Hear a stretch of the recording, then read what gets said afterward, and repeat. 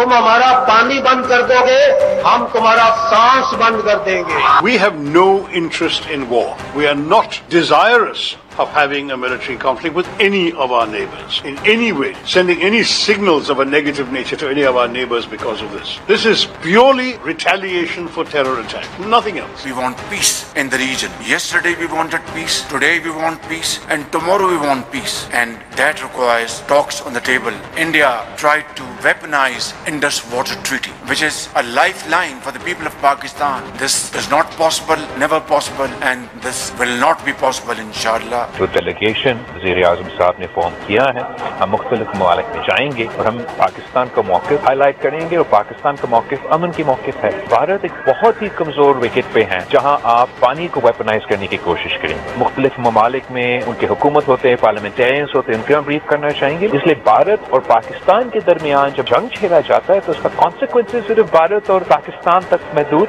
नहीं रहते। पाकिस्तान का केस तो अमन का है, लेकिन उस अमन तक पहुंचने के लिए हमें दुनिया पर यह वादे करना है कि हिंदुस्तान एक गैर जिम्मेदार गासिब बदमाश रियासत है, किराए के कत्ल करवा रहे हैं पाकिस्तानियों को, वो दुनिया के सामने रखेंगे। फिर उन्होंने जो इंडस वाटर ट्रीटी को मुअत्तल किया है, इसके जो माहौलियाती और ह्यूमन इशूज हैं वो भी हम सामने रखेंगे। वेलकम टू न्यूज़ वाइज, मैं हूं आरिफा नूर। नाजरीन, प्रोग्राम में आज सबसे पहले हम बात करेंगे पाक भारत ताल्लुकात पे। जो एक जंग की सी सूरत हाल थी दोनों ममालिक के दरमियान, वो तो अब लग रहा है कि जब से सीज़ फायर हुआ है, for the moment the conflict is over.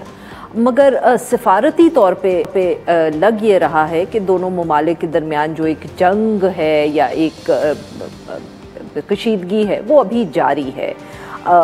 एक तो दोनों तरफ इस वक्त हम कह सकते हैं कि बयानात भी आ रहे हैं सारे मामले को लेकर। ख़ास तौर पे अगर वज़ीर आज़म मोदी साहब के आप बयानात सुने तो वो तल्खी बहुत है लहजे में। शायद जैसे कुछ लोगों का ख़्याल है कि आने वाले जो इलेक्शंस हैं भारत में वो उसकी वजह से तल्खी है।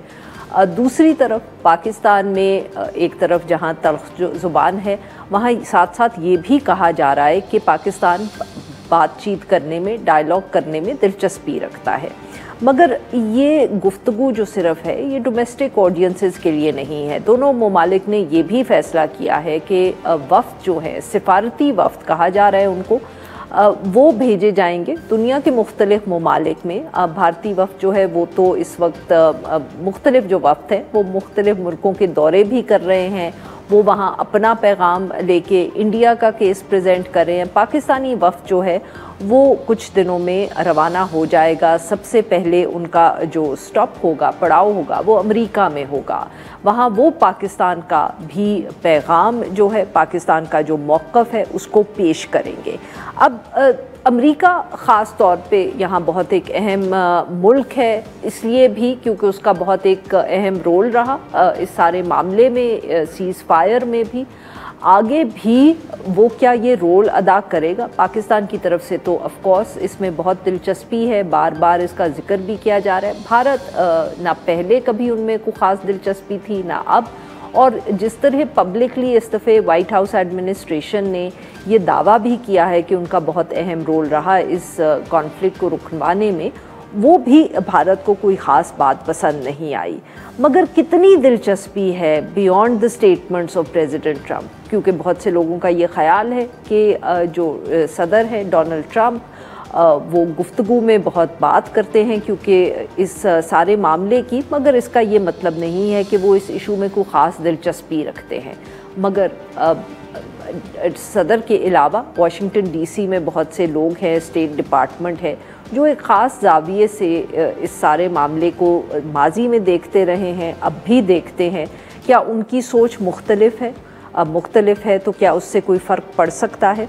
और ये जो अब वफ़द जाएंगे, इनकी क्या वहाँ मसरूफियात भी रहेंगी और इनकी क्या वहाँ हम कह सकते हैं कि क्या असर ये डाल पाएंगे? इन सब इश्यूज़ पे बात करने के लिए आज हमारे साथ मौजूद कामरान बुखारी साहब, ये वहाँ एक थिंक टैंक में हम कह सकते हैं काम करते हैं, सीनियर डायरेक्टर हैं वो, और इनसे हम बात करेंगे, बहुत गहरी नज़र रखते हैं ये इन सब मामलात पे। Welcome to the show doctor Kamran. Doctor साहब, और हमें ज्वाइन किया अनवर इकबाल साहब ने, हमारे कॉलीग हैं, सीनियर सहाफ़ी हैं, डॉन अखबार से वाबस्ता हैं, वो भी वाशिंगटन डीसी से हमें ज्वाइन कर रहे हैं। Welcome to the show gentleman. Kamran Bukhari साहब, मैं आपसे गुफ्तगू का आगाज़ करूँगी। सर, एक ओवरऑल अगर हमें आप ये व्यू दें कि वहाँ इस वक्त वाशिंगटन डीसी में ख़ास तौर पे अमेरिका में किस तरह देखा जा रहा है ये जो पिछले दिनों में सारा मामला हुआ पाकिस्तान भारत के दरमियान, उसके अंदर ऑब्वियसली अमेरिका का भी एक रोल था। Now that the conflict for the time being is over, how is Washington DC viewing it? जी शुक्रिया आरिफा। देखें, किरदार तो बहुत बड़ा था उसमें जो है वाइस प्रेसिडेंट जेडी वैंस, सदर डोनाल्ड ट्रंप और secretary state slash national security adviser Marco Rubio का किरदार था। ये हमने देखा, इसमें कोई शक की बात नहीं है। लेकिन देखें, वो जिसे कहते हैं कि मिशन अकम्प्लिश हो गया, कि वो सीज़ फायर हो गया और अब मज़ीद जो है वो कोई कम अज़ कम नज़र नहीं आ रहा कि कोई वजह है कि दोबारा से हॉस्टिलिटीज़ शुरू हो जाएं। तो इस वजह से I think the US at a higher level has moved on, यानी जो आला सतह की क़यादत है वो हैज़ मूव्ड ऑन। देखिए, कोई इश्यूज़ की कमी नहीं है।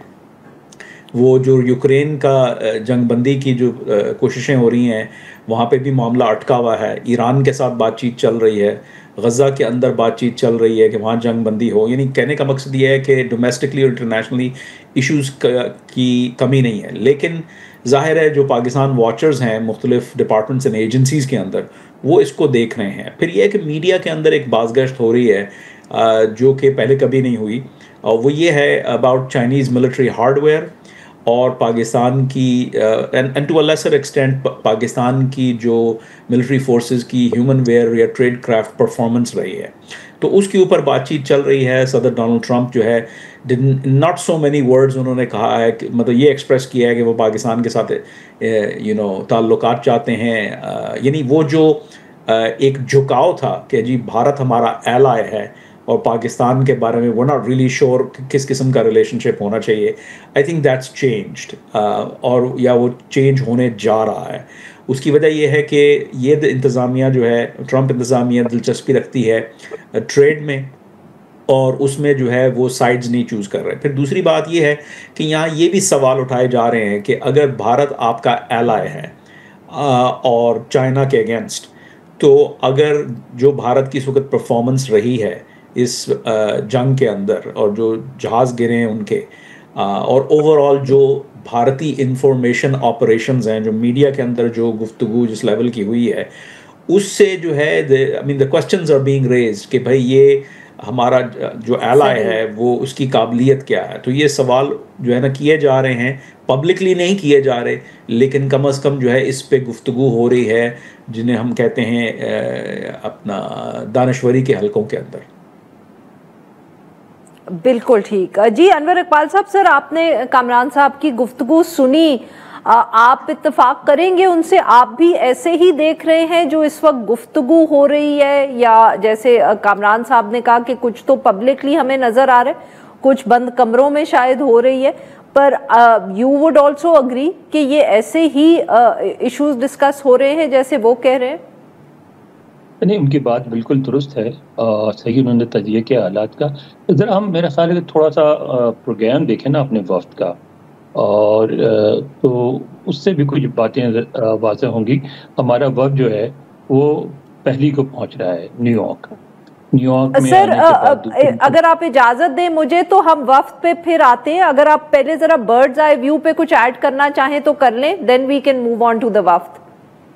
ठीक है, मुनासिब है। तो देखें, ये तो बिल्कुल उनकी बात दुरुस्त है कि यहाँ के हलकों में दो किस्म की गुफ्तगू हो रही है। एक पब्लिकली जो है अभी बहुत से लोग जो हैं वो भारत के साथ हमदर्दी का इजहार कर रहे हैं, भारत के साथ एक ताल्लुकात की ख़ास नौबियत है। यहाँ बाज़ हलकों में ये समझा जा रहा है कि ट्रेड या दूसरे मामलात में जो इख्तलाफात हैं उनके लिए ट्रंप एडमिनिस्ट्रेशन जो है इसको हैंडल के तौर पे यूज़ कर रही है। कुछ लोग कहते हैं कि नहीं, जेन्युइनली ट्रंप साहब चाहते हैं, उनको एक शौक़ है अमन कायम करने का और अमन का नोबेल प्राइज़ लेने का। तो और वो फिर ये भी समझते हैं, वो भी ये भी लिखा गया और बहुत लिखा गया। कल भी स्टिम्सन की एक रिपोर्ट आई है, उसमें ये बात की गई है कि ऐसा वाशिंगटन में महसूस हुआ कि ये जो दोनों ममालिक हैं एक बहुत ख़तरनाक मोड़ पे आ गए थे और इसलिए मुदाखलत ज़रूरत थी। और उसमें उन्होंने ये भी लिखा कि ना सिर्फ ये मुदाखलत जो थी वो दुरुस्त थी, बल्कि फ्यूचर में भी दोनों मुल्कों को एक दूसरे से अलग रखने में, जंग से बाहर रखने में भी इंटरनेशनल कम्युनिटी की जो को एक रोल प्ले करना पड़ेगा। तो इस तरह तो गुफ्तगू हो रही है। और फिर जो ये जो उनका वफ्द है इंडिया का, वो भी देखें, और ये पाकिस्तानी वफ्द है, वो दोनों आगे पीछे ही वाशिंगटन पहुंचेंगे। तो अब उसके बाद हालात किस तरह क्या मोड़ लेते हैं इस पे तो अभी नहीं कहा जा सकता, लेकिन लगता यही है कि जो भी गुफ्तगू होगी उसमें ऐसे नहीं होगी कि वो ट्रंप एडमिनिस्ट्रेशन एक तरफा पाकिस्तान की हिमायत करेगी या एक तरफा भारत की हिमायत करेगी। बिल्कुल ठीक जी। कामरान साहब, सर अब अनवर इकबाल साहब तो ऑब्वियसली कमेंट करेंगे ही सही, जो पाकिस्तान की तरफ से वफ्द आ रहे हैं, जो भारत की तरफ से सर इस वक्त वफ्द हम देख रहे हैं मुख्तलिफ ममालिक में वो जा रहे हैं, और उनका बहुत जिक्र भी हो रहा है भारत में भी। आप कैसे उसको देख रहे हैं और आपका क्या ख्याल है कि हाउ विल द यूएस और वाशिंगटन डीसी व्यू देम? जी देखें, इसमें मैं समझता हूँ कि एम्पैथेटिक एनालिसिस लगाते हुए तो अंडरस्टैंड करने की ज़रूरत है कि भारतीय पॉइंट ऑफ व्यू क्या है। भारतीय पॉइंट ऑफ व्यू ये है कि देखें, उनके यहाँ दहशतगर्दी होती है और उस दहशतगर्दी का बेसिकली जो सोर्स है वो उनके पॉइंट ऑफ व्यू से पाकिस्तान है। और माजी ने ये बताया है कि ये this point of view is not जो है ना अपना रॉन्ग, इसके पीछे माजी के अंदर एक जो है लंबी सदाकत की एक जो है वो एक पैथवे है। तो लेकिन सवाल ये उठता है कि करंट मोमेंट में भारत जो है वो किस तरीके से अपने पॉइंट ऑफ व्यू पे इंटरनेशनल कम्युनिटी को आमादा करे। क्योंकि देखें, जो वॉर ऑन टेरर है, वो जो व्यू था या वो जो पैराडाइम था या अप्रोच थी, वो जाती रही। अमेरिका ने बेसिकली एक पॉइंट पे आके 4 साल पहले ये कहा कि भाई तालिबान अगर वो लेना चाहते हैं अफ़गानिस्तान को तो ये लो, ले लो, तो हम तो जा रहे हैं। तो यानी आईसिस और अलकायदा को डिफीट कर दिया गया था। अमेरिका को और मगरिब को उस तरीके से जो है वो नहीं ख़तरा रहा दहशतगर्दी से, कम अज़ कम उस लेवल का नहीं है कि वो इसके लिए बड़ी बड़ी जंगें करें। तो अब ऐसे माहौल में फिर दुनिया एक अनएंकर्ड हो चुकी है। यानी हम जो है जो 70-80 साल से एक सिस्टम चला आ रहा था दुनिया का, वो भी जो है उसका भी शिराजा बिखर रहा है। और ट्रंप इंतज़ामिया जो है एक नए अप्रोच के साथ आगे बढ़ रही है। और फिर बाकी जो दुनिया के एक्टर्स हैं, रूस, यूरोपियन यूनियन, ईस्ट एशिया के ममालिक जो अमेरिका के हलीफ हैं, और चाइना वगैरह वगैरह, वो सब एडजस्ट कर रहे हैं। भारत खुद भी एडजस्ट कर रहा है। लेकिन इस इशू पे आई थिंक भारत जो है वो जो is sort of appealing to an old sentiment कि भाई देखें, ये आपने जंग की थी दहशतगर्दी के खिलाफ, तो मतलब हम भी मजबूर हैं, वही लॉजिक हम पे भी अप्लाई होता है। तो आई थिंक वो पजीराई उनको नहीं मिलेगी क्योंकि मूड बदल गया है। दहशतगर्दी अब उतनी बड़ी इशू नहीं रहा जो कि 9/11 के बाद था या 9/11 से पहले था। तो अब we're like almost 4 years out from US withdrawal from Afghanistan, which sort of marked the end of that era. तो अब I think उनके लिए मुश्किल होगा कि भाई वो ये कहें कि देखें, हम इसलिए जो है हमने रिटेलिएशन किया है और आप जो है मतलब इसको में हमारा साथ दें और हमें सपोर्ट करें और पाकिस्तान पे दबाव डालें। आई think that's the fundamental challenge जो कि इंडियन डेलीगेशन का होगा।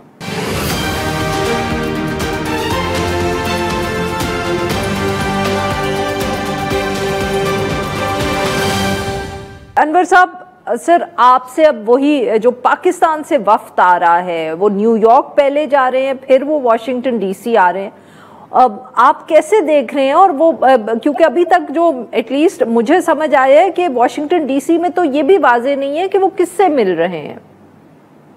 जी, मैं इस पर भी आता हूँ। एक बात ब्रीफली ये बात कह दूँ, जिन्होंने बात की कामरान साहब ने, वो बिल्कुल दुरुस्त बात है। उसमें एक बात और में रखें कि अमेरिका ने मसलन अमेरिका की ख्वाहिश थी कि अफगानिस्तान में इंडिया ज़्यादा एक एक्टिव रोल प्ले करता, जिन्होंने नहीं किया। चीन के मामले में भी वो जिस हद तक चाहते हैं उस हद तक इंडिया इन्वॉल्व नहीं होता। तो इसलिए इंडिया की उस तरह की पजीराई जिस तरह के इंडियन समझ रहे हैं उस तरह की नहीं होगी। फिर उनके जो वो हैं शशि थरूर, उनका जो बयान पिछले दिनों का, आज ताज़ा बयान नहीं लेकिन वो जो हाईलाइट हुआ और खुद इंडियन मीडिया ने किया, जिसमें वो सदर ट्रंप का मजाक उड़ा रहे हैं, उसका भी इम्पैक्ट पड़ेगा कि सदर ट्रंप इन चीज़ों को बड़ा नोट करते हैं। अच्छा, अब बात जो है वक्त की है, तो पहले तो हमारा वक्त आएगा न्यूयॉर्क। न्यूयॉर्क में तो मुलाकातें तय हो गई हैं, तकरीबन सेक्रेटरी जनरल से मिलेंगे, UNGA के प्रेसिडेंट से मिलेंगे और एक खिताब करेंगे जो वहाँ OIC कंट्रीज़ के सदर हैं, जो पाकिस्तान को एक एडवांटेज हासिल है कि एक उनको प्लेटफॉर्म मिल जाता है, वहाँ अपने व्यूज़ का इजहार करेंगे। और उसके बाद 3 तारीख को ये पहुँच जाएंगे यहाँ वाशिंगटन। और वाशिंगटन में जो उनकी मुलाकातें हो रही हैं, ज़ाहिर है कि वक्त हमारा फाइनलाइज करने में देर लगी, चीज़ें कन्वे करने में देर लगी। हमारी एम्बेसी लगी हुई है, उम्मीद उनको ये है कि सेक्रेटरी ऑफ स्टेट से भी मुलाकात हो जाएगी, शायद नेशनल सिक्योरिटी एडवाइज़र से भी हो जाए। लेकिन उसके अलावा कांग्रेस में जो ना हिल पे बहुत सारी मुलाकातें हैं, उनमें कई जो चेयरमैन या चेयरपर्सन हैं मुख्तलिफ कमेटीज़ के, फॉरेन रिलेशंस कमेटी के, साउथ एशियन सब कमेटी के, उनसे मुलाकातें हैं। और इंडिविजुअल जो लॉ मेकर्स हैं, सेनेटर्स और कांग्रेसमैन, उनसे एम्बेसी में मुलाकातें हैं, थिंक टैंक से हैं, मीडिया वालों से हैं। तो कोशिशें तो उनकी बड़ी हो रही हैं, दोनों आगे पीछे ही वापस पहुंचेंगे कोशिशें। बट आपका लग क्या रहा है, व्हाट विल दे अचीव, या इसमें अचीव करना क्या है? असल में तो दोनों का मकसद है कि अपना अपना पॉइंट ऑफ व्यू सामने रखें। और मैं समझता हूँ कि बहुत अरसे के बाद पाकिस्तान के लिए एक ऐसा मौका क्रिएट हुआ है जिसमें इस जंग के नतीजे में, जिसमें पाकिस्तान का जो किरदार रहा, जिस तरह पाकिस्तान ने एक निपटा है इस जंग से, उसकी वजह से पहली बहुत अरसे बाद यहाँ वाशिंगटन में लोग पाकिस्तान की बात सुनने को तैयार हैं। तो पाकिस्तानी भी इस बात को समझते हैं कि इससे कोई बहुत बड़ी बात अचीव नहीं होगी, लेकिन वो अपना पॉइंट ऑफ व्यू रख सकेंगे। इंडियन अपना पॉइंट ऑफ व्यू रखेंगे और उनकी भी सुनी जाएगी, हमारी भी सुनी जाएगी। इससे ज़्यादा अगर कोई ये समझता है कि इसके नतीजे में मसलन वज़ीर-ए-आज़म को व्हाइट हाउस के दौरे की दावत मिल जाएगी या कोई बड़ा समझौता हो जाएगा, तो ऐसा कुछ नहीं होने लगा, ना पाकिस्तान के साथ ना इंडिया के साथ। बिल्कुल ठीक सर। अभी वाशिंगटन यही चाहेगा कि इंडिया से जिस तरह के ताल्लुकात हैं वो बरकरार रहें, पाकिस्तान से जैसे हैं वो बरकरार रहें, उनमें कुछ बेहतरी आ सकती है। बिल्कुल ठीक। कामरान साहब, वेरी क्विकली सर, अब वक्त जरा कम रह गया, आपके ख्याल में यहाँ कोई पाकिस्तान के लिए अपॉर्चुनिटी है? जैसे अभी अनवर इकबाल साहब भी कह रहे थे ना कि बहुत अरसे के बाद कुछ परहैप्स इतनी वो स्पेस रिस्ट्रिक्ट नहीं है पाकिस्तान के लिए जैसे माजी में रही। जी, मैं उनसे पूरी तरीके से इत्तेफाक करता हूँ अनवर साहब से। उन्होंने बात बहुत सही कही है कि एक इन्फ्लेक्शन पॉइंट आया है कि पाकिस्तान के बारे में एक ख़ास नुक्ता निगाह, एक रवैया था। इस लिमिटेड वॉर ने वो जो है ना एक ओपनिंग, एक स्पेस क्रिएट कर दी है। अब सवाल ये उठता है कि जो है पाकिस्तान इसको किस तरह कैपिटलाइज करता है। अगर तो जो है इसको हम वही पुराने घिसे पिटे तरीके से अपने पॉइंट ऑफ व्यू को, अपने इंफॉर्मेशन ऑपरेशन को ला के रखने की कोशिश करेंगे तो मीटिंग हो जाएगी, लोग मुलाकातें कर लेंगे, चाय पी ली जाएगी, खाना खाया जाएगा और आगे फिर वो इट विल बी फॉरगॉटन। सवाल ये है कि इस वक्त पाकिस्तान जो है वो अपने आप को, जो अमेरिका एक नए पैराडाइम से दुनिया को अप्रोच कर रहा है, उसमें अपने आप को कैसे जूम करेगा, यानी what does Pakistan have to contribute to that. Gaza के अंदर मेरा आज मजमून आया है कि एक पोस्ट वॉर सिक्योरिटी का इशू होगा। अब क्या पाकिस्तान उसमें को किरदार अदा कर सकता है? क्या पाकिस्तान जो है ना सऊदी अरब के साथ मिलके कुछ कर सकता है, तुर्की के साथ मिलके कुछ कर सकता है, कुछ ऑफर कर सकता है? So I think this is an opportunity not just to talk about कि जी इंडिया पाकिस्तान के साथ क्या हुआ, कि पाकिस्तान का आलमी सतह के ऊपर किरदार क्या होगा, किस हद तक जा सकता है और क्या रोल प्ले करेगा। अगर हम कहते हैं कि पाकिस्तान एक अहम मुल्क है, दुनिया आबादी के लिहाज से 5वां बड़ा मुल्क है दुनिया का, बहुत बड़ी फ़ौज है, न्यूक्लियर पावर है, और मतलब it's not a small country, तो फिर जो है why are you punching below your weight, सवाल ये होता है। फिर ये कि अमेरिका के पॉइंट ऑफ व्यू से ये है कि ये सब बातें तो अच्छी हैं, अब आप बताइए कि जो चीज़ें मैटर करती हैं हमारे लिए उसमें आप कहाँ हैं। So I think that's the question that these हमारे वक्त को और हमारे सिविल मिलिट्री लीडरशिप को सोचने और समझने की ज़रूरत है। अनवर इकबाल साहब, 30 सेकेंड्स अगर आप कुछ कंक्लूडिंग रिमार्क्स देना चाहें। बिल्कुल बिल्कुल अहम बात जो ये मैं समझता हूँ, और जो कि कामरान साहब ने भी इस बात को ऑब्जर्व किया होगा कि यहाँ मीडिया में भी, थिंक टैंक्स में भी, ऑफिशियल ब्रीफिंग में भी इस बात को बार बार हाईलाइट किया जा रहा है कि बहुत ख़तरनाक मोड पे हालात आ गए थे और दोबारा जंग हो सकती है। तो जो पाकिस्तान का ये है मौक़िफ़ है कि कश्मीर एक न्यूक्लियर फ्लैश पॉइंट है, उसको हमें एक अच्छा मौका है उसको हाईलाइट करने का और इंटरनेशनल कम्युनिटी को कम से कम बातों की हद तक इन्वॉल्व करने का, क्योंकि मैं नहीं समझता अमेरिका का इंडिया पे इतना इन्फ्लुएंस है कि इंडिया से वो कश्मीर का मसला हल करा सके, लेकिन ये मसला हाईलाइट करने का अच्छा मौका है और हमें उसका फ़ायदा हो सकता है। बहुत बहुत शुक्रिया हमारे दो मेहमान, उन्होंने हमारी उलमा कराम ने खारजी नूर वली महसूद के हिंदुस्तान से इत्तेहाद के ऐलान को कुरान और सुन्नत के अहकामात के खिलाफ करार दे दिया। मुजाहिदीन ये यानी खारिज तचदीद जिहाद बनियत बांधे दगा कसानों दफार जिहाद नस्ता अमीर अमर कड़ी दी दी दफार जिहाद नस्ता तासी मजी न यो वार बखल जिहाद दकवो और यो वार बखल जिहाद पीजनो ब्या जिहाद तजो। 28 मई को जरनोश जो कि फितरतुल खवारिज का लोकल चैप्टर का सरबराह था, उसके साथ 4 और दहशतगर्द हैं वो मौजूद है। इस इत्तला पे रावलाकोट पुलिस ने वहाँ पर रेड किया, हमारे 2 पुलिस जवान शहीद हुए। पुलिस ने जब उनको रिस्पॉन्ड किया तो वो 4 दहशतगर्द जो थे मारे गए। ये अफगानिस्तान में बैठकर इसको प्लान कर रहे हैं, प्रॉक्सीज के जरिए से प्लान कर रहे हैं। चाइना को CPEC-2 के लिए जो एक्सपेंडेड वर्जन है वो उसको बिल्कुल शुरू करने के लिए तैयार है। ये एक हिस्सा है BRI का, उसको अफगानिस्तान तक एक्सटेंड करने का। ये हमारी जो ट्रायलैटरल उसमें ये आपस में ये तय हुआ है। एक मेन की एजेंडा था कि हमने तीनों मुल्कों ने अपनी सरजमीन को इस्तेमाल नहीं होने देना टेररिस्ट के हाथों किसी दूसरे मुल्क के खिलाफ। वेलकम बैक नाज़रीन। प्रोग्राम के इस हिस्से में हम जिक्र करेंगे पाक अफगान ताल्लुकात पे। पाक अफगान ताल्लुकात जो है इन पर हम ये कह सकते हैं कि पिछले काफ़ी अरसे से, महीनों से बहुत न सिर्फ ताल्लुकात में कशीदगी रही है बल्कि बहुत तवज्जो भी मिली है। पाकिस्तानी मीडिया पे उस पर बहस हुई है और ये इसलिए भी हुई है क्योंकि पाकिस्तानी ऑफिशियल्स की तरफ से इस किस्म के पैगामात आए हैं या बयानात आए हैं जिनसे ये बात हुई है। कशीदगी ज़्यादा थी, फिर हमने ये भी देखा तो उस रवैये में पाकिस्तान की तरफ से कोई फ्लेक्सिबिलिटी आई, नरमी आई और लगा कि हालात जो है अफ़गानिस्तान के साथ वो हमारे ताल्लुकात जो है वो बेहतर हो रहे हैं। मगर ये इशू जो था जब पाक अफ़गान माफ़ करिएगा भारत और पाकिस्तान की जंग की सी जो सूरत हाल रही है पिछले दिनों में, तो उसमें अफ़गानिस्तान से भी जो ताल्लुकात हैं भारत के और पाकिस्तान पे उनको बहुत तवज्जो दी गई है।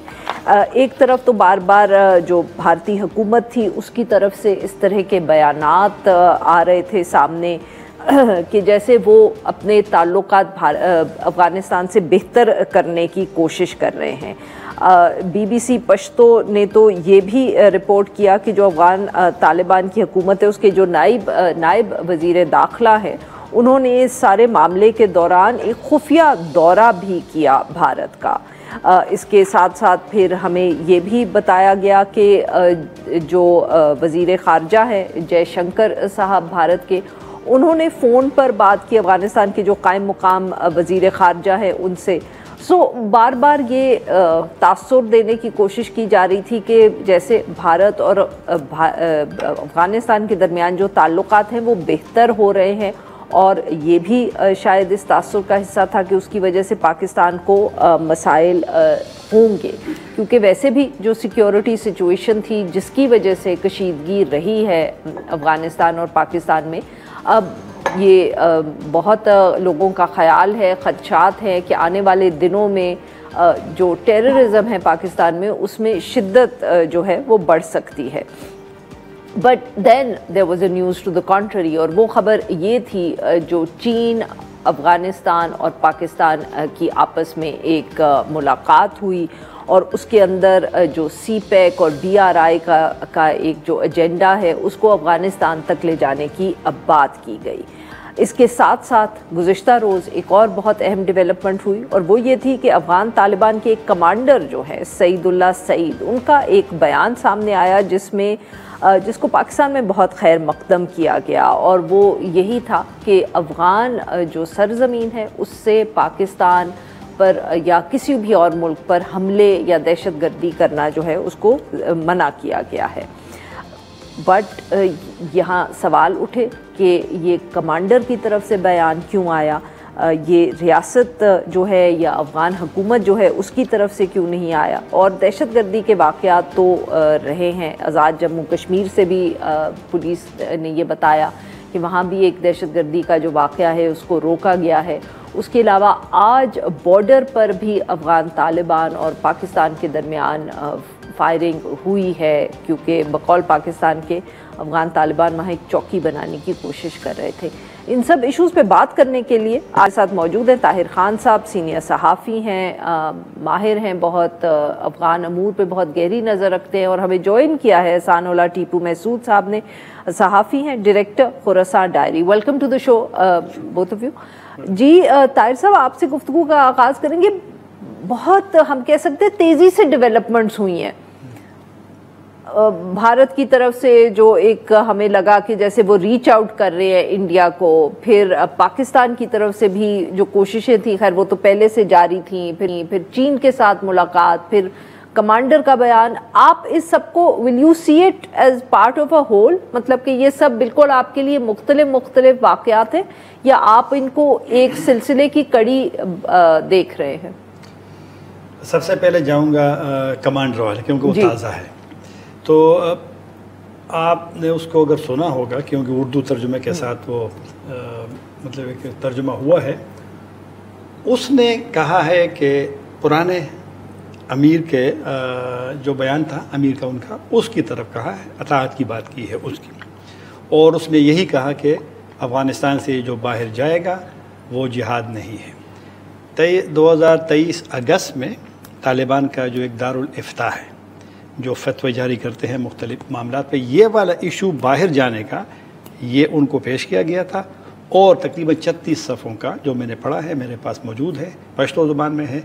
उसमें बुनियादी अमीर की इताअत वाली बात है कि मतलब उसका जो पश्तो उर्दू तर्जुमा शरनी निज़ाम के इस्तेहकाम में अमीर की इताअत का असर या असरात, ये उसका वो टॉपिक है। तो उसके अंदर फिर ज़्यादा फोकस इसी पे है कि बाहर जाना जो है ये बिल्कुल मना है, और अगर किसी के ख्याल में ये गलत भी है तो फिर भी अमीर की बात मानना है। तो ये इताअत, तो ये उन्होंने सिर्फ उसको रिपीट किया है।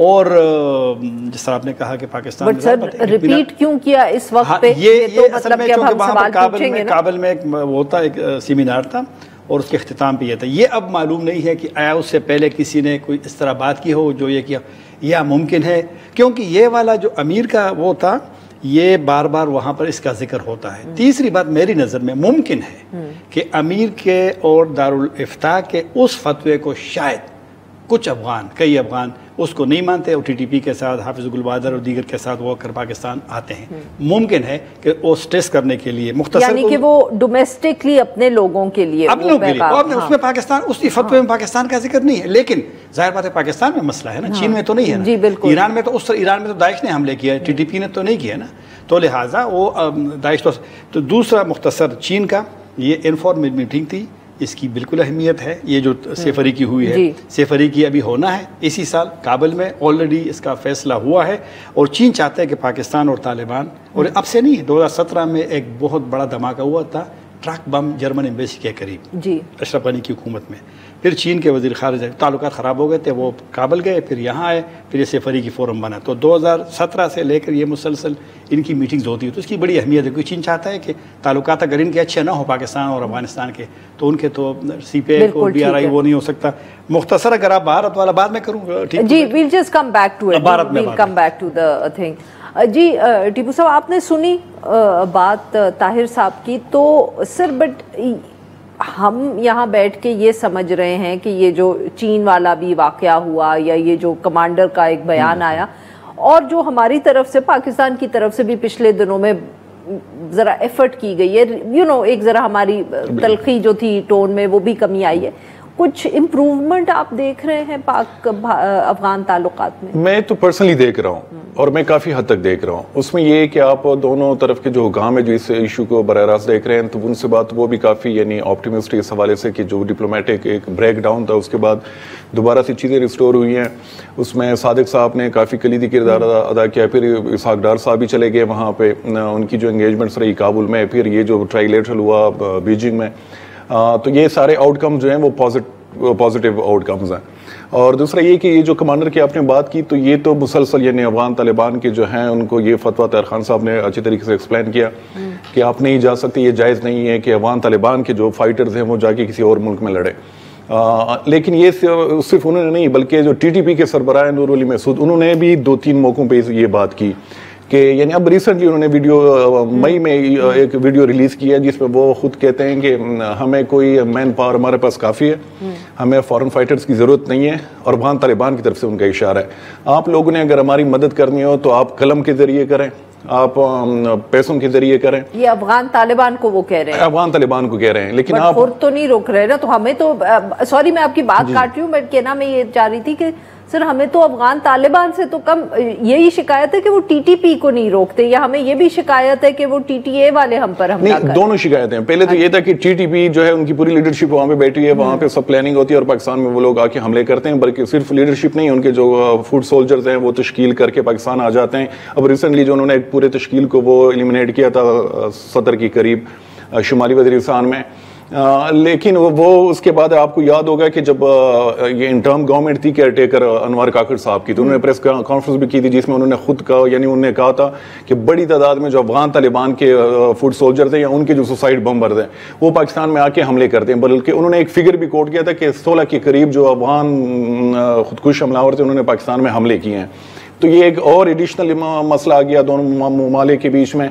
अभी जो मामलात हैं मुझे लग रहा है कि अब टीटीपी के हवाले से भी पाकिस्तान ने थोड़ा सा वो आप कह लें कि फ्लेक्सिबिलिटी शो की है। पहले पाकिस्तान का डिमांड यही था कि इनके खिलाफ आप एक्शन लें, इनको वहाँ से निकालें, इनको यानी फिर अगर वो आप नहीं कर सकते तो पाकिस्तान की तरफ इनको पुश करें, फिर हम देखेंगे यहाँ पे इनको। लेकिन मुझे भी लग रहा है कि हो सकता है इस तरह की अंडरस्टैंडिंग फ्यूचर में हो टीटीपी के हवाले से कि आप अफगानिस्तान में उनको रखें, आप उनको जो भी पोजीशन दे जिस तरह भी रखें, लेकिन उनको पाकिस्तान में हमले करने से उनको दूर रखें। तो ये मेरे ख्याल में ये एक रियलिस्टिक अप्रोच है। ये एक्सपेक्ट और आपके ख्याल में इस पर ही अब गुफ्तगू चल रही है? इस पे गुफ्तगू चल भी रही है और होनी भी चाहिए। और उसमें ये कि अफगान तालिबान से ये एक्सपेक्ट करना कि वो टीटीपी के लोगों को आपके लिए यानी अरेस्ट करेंगे या उनको मारेंगे, तो ये मेरे ख्याल में ये बिल्कुल यानी मुमकिन नहीं है। ये वैसे वो वेस्ट ऑफ टाइम होगा और उससे कुछ नहीं निकलेगा। लेकिन हाँ ये कि उनको हमलों से रोके पाकिस्तान के अंदर, तो ये मेरे ख्याल में एक बहुत बड़ी अचीवमेंट होगी। और चाइना का बीच में आना तो मेरे ख्याल में चीज़ें जो हैं वो हम देख रहे हैं कि पॉजिटिविटी की तरफ बिल्कुल सही। जी नाज़रीन यहाँ पे लेते हैं हम एक छोटी सी break, will be right back. Welcome back नाज़रीन। हम गुफ्तगू करें ताहिर खान साहब से और एहसानुल्लाह टीपू साहब से, और हम उनसे बात कर रहे हैं पाक अफगान ताल्लुकात पे। जी ताहिर साहब, उस वक्त आपको टोका, भारत ने भी बहुत कोशिश की, कितनी कामयाब रही या क्या कह सकते हैं? और क्या वो सिर्फ उस वक्त जो जंग की सी सूरत हाल थी वो उसी के लिए एफर्ट कर रहे थे? क्या वो टैक्टिक जिसको कहते हैं ना? नहीं, ऐसा मेरे ख्याल में नहीं है। 2018 में जब मुज़ाकरात शुरू होने थे कतर में तालिबान और अमेरिका के, उस वक्त रशिया भी बहुत एक्टिव हो गया था। जी बिल्कुल। और मॉस्को फॉर्मेट शुरू हुआ। मॉस्को फॉर्मेट के पहले इजलास में 2018 में तालिबान के पॉलिटिकल ऑफिस को उन्होंने बुलाया था। और मॉस्को फॉर्मेट 11 ममालिक है, पाकिस्तान से उसमें इंडिया भी है। उस वक्त इनकी एक लिहाज से एक इंटरेक्शन शुरू हुई थी। और जो ही मुआहिदा साइन हुआ तो शेर अब्बास तानकज़ई साहब जो वहाँ पर उनके एक सीनियर लीडर थे, वो इंडियन वहाँ एम्बेसडर से मिले थे। तो पाकिस्तान की दूरी अफ़गानिस्तान में तालिबान हुकूमत से ये एक फैक्टर तो है, लेकिन ये इस वाला नहीं है, ये बहुत पहले से है। जब 2023 में एम्बेसी बंद हो रही थी न्यू दिल्ली में, सफ़ीर ने क्या कहा था अफगान ने? उसने कहा था कि हमें 2 महीने हमने इंतज़ार किया, हमें वीज़े एक्सटेंड नहीं किए, तो उनको एम्बेसी बंद करनी पड़ी। फिर इंडिया ने मुंबई कौंसलेट तालिबान के हवाले कर दी। ये मैसेजिंग थी। तो ये इनका चल रहा था। ये जो मुलाकात हुई थी ना मुत्तहिदा अरब इमारात में आमिर खान मुत्तकी की और इंडियन फॉरेन सेक्रेटरी की, इनकी मुफाहमत मॉस्को फॉर्मेट के एक इजलास में हुई थी, जब वो JP सिंह जब स्पेशल एनवॉय थे इंडिया के फॉर अफगानिस्तान और ईरान और पाकिस्तान को जो डेस्क है उसका इंचार्ज था, अब तो खैर वो तब्दील हो गए। तो पहले से उनकी कोशिश थी और तालिबान की भी कोशिश थी कि उन्होंने, और एक बात और मैं करूँ, पाकिस्तान जब अपने लिए स्पेस कम करेगा अफ़गानिस्तान में, ताल्लुकात इंगेजमेंट में कमी आएगी। ये चीन क्यों इंगेज कर रहे हैं दोनों को, यही कह रहे हैं ना कि वहाँ पे, तो फिर मेरे ख्याल में आप दूसरों को जगह देंगे। तो इस वजह से पॉलिसियों पे देखना पड़ेगा, ब्लेम गेम और इस चीज़ों से इस मस्टर्स को ख़त्म करना पड़ेगा। और आपकी बात दुरुस्त है, टीपू ने भी सीखा है कि कुछ पाकिस्तान और तालिबान हुकूमत के दरमियान, और ये मुमकिन है कि ये जो कमांडर का बयान है, क्योंकि तालिबान समझते हैं ना कि भाई अब मामला सही हो गए तो दोबारा एक स्ट्रेस करे, जो पुरानी वाली चीज़ें उनको दोबारा करे, क्योंकि ये इस दफ़ा इस बयान पे रिएक्शन आया है TTP का। TTP के एक मुफ्ती साहब है, अच्छा। उसने बहुत लंबा इंटरव्यू उन्होंने वो उसका इस कमांडर के इसी और अच्छा। यही जब फतवा जारी हुआ था, मुल्ला याकूब ने खुद उसकी तकरीर में जिक्र किया था, सख्त तकरीर की थी उसने, किसी ने मजाल है कि उसका जवाब दिया। बाद में तालिबान गवर्नमेंट ने मिनिस्ट्रियल कमेटी बनाई थी और यही फतवा इसको पूरे अफगानिस्तान में वो कोर्ट में जाते थे और लोगों को बताते थे कि ये फैसला है, किसी को आपने अफगानिस्तान से बाहर नहीं जाने देना। लेकिन उस वक्त किसी ने, और आज सोशल मीडिया पे कुछ लोगों ने मुल्ला याकूब की वही तकरीर और इस कमांडर साहब की तकरीरों को इकट्ठा भी अफगान ने कि भाई अब तो चीख रहे, उस वक्त आपने तो तालिबान अफगान में देख रहा था, सोशल मीडिया पे वो भी डिवाइड हुए हैं। इस वजह से मेरे ख्याल में उनको शायद एहसास हुआ है कि मुमकिन है कि पाकिस्तानी ग्रुप के लिए सख्तियाँ आ रही है, मुमकिन है, अच्छा। यानी मुमकिन है कि उनके मुश्किलात हों। ये अब जो ताहिर साहब ने जहां बात मुकम्मल की है, ये एहसान और टिप्पू साहब, ये हमें आप समझाएं कि ये इसका क्या मतलब हुआ कि पाकिस्तानी ग्रुप के लिए मुश्किल आ रही है? मुश्किल ये होगा कि यानी ये रिस्ट्रिक्शंस, यानी एक आप कह लें कि फर्स्ट स्टेप फिर सेकंड स्टेप की तरफ चीजें जाएंगी कि पहले तो ये था कि अफगान तालिबान के जो लोग इसमें शामिल हुआ करते थे, यानी TTP की आप अब बात कर रहे हैं ना, या जो बाकी दड़े हैं पाकिस्तानी तालिबान के हाफिज गुल बहादुर वगैरह, उनमें भी लोग शामिल होते थे, अफगान नेशनल, तो उन पे पाबंदी और उनका दोबारा से तकरार करदा, यानी ये जो यानी कि माफ करिएगा आपकी बात काट रही हूँ, जो ताहिर साहब फिर मुश्किल की बात कर रहे हैं और आप भी वही कह रहे हैं कि वो अफगान हुकूमत की तरफ से अब कुछ पाबंदियां लगेंगी अपने लोगों पे कि TTP से उनका क्या इंटरेक्शन हो या नहीं कि क्या इंटरेक्शन है। और जो रिएक्शन की बात की ताहिर खान साहब ने कि TTP ने ये जो कमांडर की बात है या जो अफगान तालिबान की तरफ से वो कह रहे हैं कि ये अमीरुल मोमिनीन की का फैसला है, किसी और इंडिविजुअल का नहीं है, तो उसको क्रिटिसाइज करना पाकिस्तानी तालिबान की तरफ से, वो मुफ्ती दरवेश साहब हैं TTP के, तो वो यानी उनके आइडियोलॉग जो हैं उस किस्म की शख्सियत है, तो उन्होंने उसको क्रिटिसाइज भी किया है। तो इस तरह का जो रिएक्शन आएगा TTP की जानिब से अफगान तालिबान पे, तो इसकी वजह से भी हो सकते हैं मुश्किलात बढ़ें दोनों के बीच में, क्योंकि TTP जो है वो भी बैतशुदा है अफगान तालिबान के जो अमीरुल मोमिनीन है उससे, उनके अहकामात की पाबंद है TTP भी। तो सिर्फ इस फ्रंट पे नहीं बल्कि डोमेस्टिकली पाकिस्तान में नूर अली महसूद ने 2-3 जो वीडियोस इशू किए हैं, तो उसमें वो इस चीज़ का भी जिक्र करता है कि पाकिस्तानी उलमा कराम जो है ये अब कह रहे हैं कि पाकिस्तान में जिहाद जो है वो जायज़ नहीं है। हालांकि हमारे पास तो 500 उलमा कराम जो थे उनका एक फतवा है, तो ये पाकिस्तानी उलमा कराम हमारे साथ बैठे हैं, अगर उन्होंने ये साबित किया कि हम गलत कर रहे हैं तो हम ये सब चीज़ें छोड़ देंगे। तो ये आइडियोलॉजिकल फ्रंट पे मामलात, क्योंकि ये पूरा जो इशू है TTP का जो तालिबान का, ये जिहादिस्ट और ये आइडियोलॉजिकल इशू है, नजरियाती इशू है। एक नजरियात के बेस पे इनकी रिक्रूटमेंट होती है, लोग खुदकुश हमले के लिए तैयार होते हैं, वो सब कुछ करने के लिए तैयार हो जाते हैं। तो अफगान तालिबान की तरफ से भी एक प्रेशर आया TTP पे कि मजीद हमारे लोग, यानी सख्ती से ताकीद की कि आप शामिल ना हो, बल्कि वो कमांडर जो है सईद वो कह रहा है कि आप अपनी जो ज़ाती ख्वाहिशात हैं, जो नफसानी ख्वाहिशात है वो पूरा करने जाओगे, अगर आपने इसको वायलेट किया वो कोई जिहाद नहीं होगा। तो ये बड़ी सख्त सी बात है। और दूसरी तरफ पाकिस्तानी उलमा कराम भी, वही देवबंदी उलमा कराम जो अफगान तालिबान और ये दोनों एक ही आइडियोलॉजी शेयर करते हैं, वो भी ये कह रहे हैं कि पाकिस्तान में मजीद जो है जिहाद की वो गुंजाइश बाकी नहीं रही, अमेरिकन यहाँ से निकल चुके हैं, कोई जवाब नहीं रहा, और उसको भी एड्रेस करने की कोशिश कर रहा है मुफ्ती नूरुल महसूद खुद, जबकि जो अफगान तालिबान की तरफ से चीज़ें आ रही हैं कमांडर की तरफ से, उनको एड्रेस करने की कोशिश की है जो TTP के एक सीनियर जो मुफ्ती हैं, मुफ्ती दरवेश उनकी तरफ से। तो मेरे ख्याल में कि ये जो है एक आइडियोलॉजिकल टसल है और इसमें क्लैरिफिकेशन फ्यूचर में, और ये और दोनों के बीच में जो सैंडविच बना है वो TTP है, पाकिस्तानी साइड से भी और अफगान तालिबान की साइड से भी। तो ये एक यानी पाकिस्तान के लिए एक पॉजिटिव वो है, आप कह लें कि एक डेवलपमेंट है कि वो जो पाकिस्तान के कंसर्न से उसको एड्रेस करने की कोशिश हो रही है। अच्छा ताहिर साहब, सवाल शायद आप वैसे तो आप लोगों ने बहुत कॉम्प्रिहेंसिवली समझा दिया, बट फिर भी कि अगर इतना ही काबुल की हुकूमत ने हमारे लिए काम, अब हम कह सकते एफर्ट करना था, कोशिश करनी थी, तो फिर एक जिसको कहते हैं कि मेरे जैसे लोग जिस कमांडर को बिल्कुल जानते नहीं, तो उसका बयान सामने आना बेहतर ना होता कि कोई सीनियर हुकाम जो होते, कोई काबुल से, कोई कंदाहार से, जिनको लोग जानते, तो वो ये बयान देते?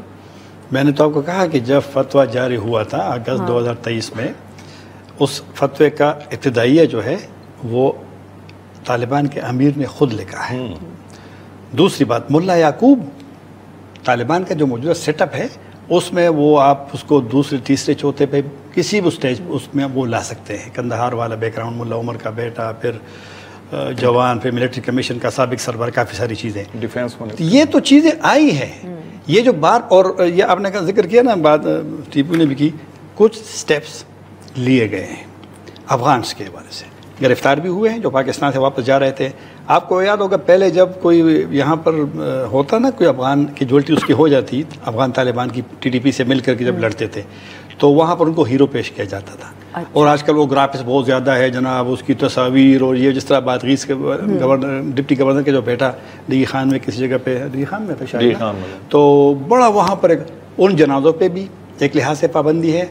और मेरी जो मालूमात है, मतलब है कि अब रिसेंटली, अच्छा, ये भी और उलमा को मतलब पाबंदी इस तरह नहीं कि कोई जनाजा नहीं पड़ेगा, लेकिन जिस तरीके से आपने एक हीरो बनाना है और फिर वो कैंपेन बनानी है, जी जी, और उसको भी क्या है, खतीबों को भी कहा है कि आपने मतलब एक एहतियात करनी है, उसी तरह वो नहीं करना। तो थोड़ा सा अफगान जो है, और मेरे ख्याल में जो रिएक्शन आ रहा है ना टीटीपी का भी, और अफगान डिबेट कर रहे हैं, और जिस तरीके से इस एक अफगान आलमी दीन का भी आया है, उन्होंने इसको सपोर्ट भी किया है पाकिस्तान में लड़ाई को, और फिर अफगान तालिबान के हामियों के जो मैं देख रहा हूँ सोशल मीडिया पे, उन्होंने ये जो मुफ्ती दरवेश की बात कर रहे हैं कि इसको ज़्यादा फैलाओ, ये तो लिहाजा ये इनसे पता चलता है कि थोड़ा सा टीटीपी के लोग भी फील कर रहे हैं कि ये ठीक नहीं हुआ। सर वेरी क्विकली, वक्त जरा कम है, ये जो पाकिस्तान ने रीच आउट किया, एंगेज किया है, पहले तो हम ज़्यादा मतलब कि एक बहुत कशीदगी थी और लग रहा था कि जैसे हम वार्निंग्स दे रहे हैं काबुल की हुकूमत को, अब मगर उसके बाद फिर एंगेजमेंट हुई, सादिक खान साहब को वापस लाया गया,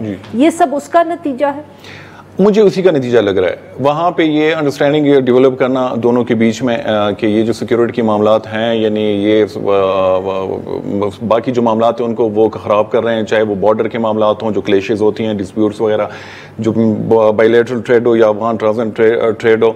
तो मेरे ख्याल में पाकिस्तान की तरफ से जो मेन इशू है कंसर्न है वो सिक्योरिटी के ही मामलात है, वो सबसे बड़ा है। अफगान तालिबान की तरफ से यानी ट्रेड की बात होती है, बॉर्डर पे जो मामलात हैं, जो यहाँ पे रिफ्यूजीज़ का निकलना, वो उनमें ज़्यादा इंटरेस्टेड हैं। लेकिन मेरे ख्याल में कि मुझे लग रहा है कि अभी तक जो मामलात वो बन रहे हैं कि कुछ न कुछ मामलात पे यानी कंसेंसस हम देख रहे हैं दोनों तरफ से। फिर चीन का बीच में आना ये बहुत वाइटल है। अफगान तालिबान को भी इस चीज़ की रियलाइजेशन है कि यहाँ पे इंडिया चाहे जो भी करें, लेकिन अगर चीन हमारे हक में न हो या हमारा अलाई न हो तो वो मुश्किलात होंगी। रूस का जो है वो किरदार शुरू से बड़ा यानी ऊपर नीचे रहा है। कल भी उनका कोई है डिफेंस ऑफिशियल, उन्होंने बयान दिया कि मिनिस्टर के अफगानिस्तान जो है वो एक थ्रेड बन चुका है, सिक्योरिटी थ्रेड पूरे सेंट्रल एशिया के लिए। तो रूस जो है वो बड़ा कैलकुलेटेड मूव कर रहा है। उनकी जो स्पेशल इन्वॉय, उनकी कोशिश है कि मामला ठीक हो, लेकिन मेरे ख्याल में मॉस्को में जो बाकी लोग हैं उनकी उतनी दिलचस्पी भी नहीं है ना जितनी पाकिस्तान रूस की। नहीं, मेरा मतलब ये कहने का था कि अगर हम उसको कंपेयर करें जो पाकिस्तान के या चीन के स्टेक्स हैं अफगानिस्तान में, तो रशिया के शायद इतने नहीं हाँ, वो नेबरिंग उसकी वजह से भी और तो इसका ये कि पॉजिटिव चीजें। लेकिन एक चीज कि जो अफगानिस्तान के जो मामलात है, मेरे ख्याल में पाकिस्तान में इनको बहुत एहतियात के साथ देखने की जरूरत है। कोई वहां से अगर वीडियो आए, जरूरी नहीं है कि सब चैनल्स पे उनको आप वायरल कर दें, उनके साथ सब टाइटल्स लगा के उनको चलाना शुरू कर दें। समझाया होगा कि इनसे मामलात खराब होते हैं। ये जो वीडियो चली है ना कमांडर साहब की, ये वहाँ पे हमें पता है कि वहाँ पे उर्दू तर्जुमा तो किसी ने किया होगा ना। जी वही कह रही हूँ ना, इनसे मामलात खराब हो गए। जैसे लोगों को क्या चैनल्स में पता, ये किसी ने हमें समझाया ही होगा ना कि ये कितनी पश्तून सोसाइटी में पेगोर का जो कॉन्सेप्ट है ना, वो बहुत लीथल किस्म की चीज है। तो ये ना हो कि टीटीपी अब वहाँ तालिबान को पे गौर देना शुरू कर दें कि देखो वहाँ पे जो दुश्मन है, इसके लिए मुझे एक और सोच करना पड़ेगा। जी नाज़रीन, आज के लिए बस इतना ही। We will be back on Monday now.